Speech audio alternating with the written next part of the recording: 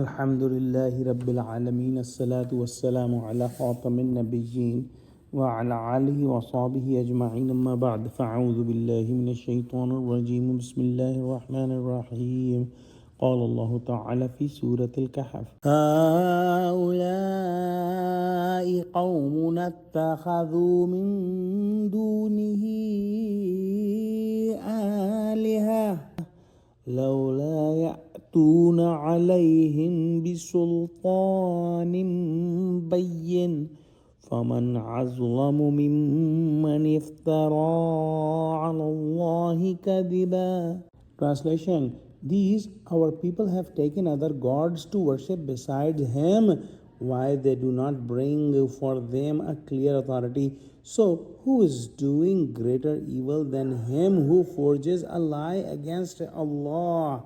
In the previous ayah, we studied about the people of Kahf, the Ashab-e-Kahf. These young men were monotheists, muwahideen, and they believed in only one Allah subhanahu wa ta'ala, and they rejected the idea of polytheism. And the king and the people around them were polytheists, and they were forcing them to become polytheists, and they rejected that idea, and they went to a cave to be saved from the king and the polytheists. And they said that these people who have adopted other gods besides Allah subhanahu wa ta'ala, do they have any authority? Do they have any proof or any other evidence for saying that? Absolutely not.